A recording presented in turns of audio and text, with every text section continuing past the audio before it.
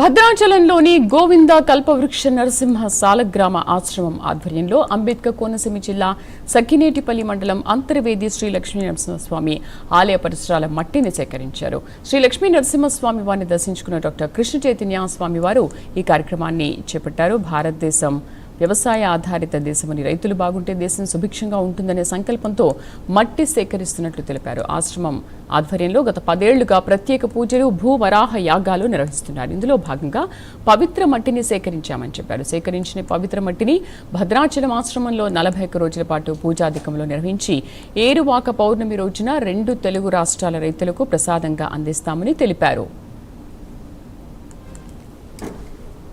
పరమ పవిత్రమైనటువంటి ఈ యొక్క అధిక మాసంలో అత్యంత విశేషంగా 32 నారసింహ క్షేత్రాలలో మృత్తికను సేకరించి ఏరువాక పౌర్ణమి నాటికి 32 రోజుల కాలం పాటు నృసింహ బీజాక్షరాల సంఖ్యగా 32 రోజుల కాలం పాటు విశేషంగా భూసూక్తంతో, అదేవిధంగా వరాహస్వామి వారి యొక్క మూలమంత్రంతో విశేషంగా ఆరాధన చేయబడినటువంటి మట్టిని పరమ పవిత్రమైనటువంటి భద్రాచల దివ్యక్షేత్రంలో కోరిన కోరికలు తీర్చేటువంటి కల్పవృక్ష నారసింహస్వామి వారి యొక్క దివ్య సన్నిధిలో ఉచితంగా 1,00,000 మంది రైతులకు ఈ యొక్క ఏరువాక పౌర్ణమి నాడు ఈ యొక్క మట్టిని, ఈ మృత్తికను వితరణ చేయాలి అనేటువంటి సత్సంకల్పం.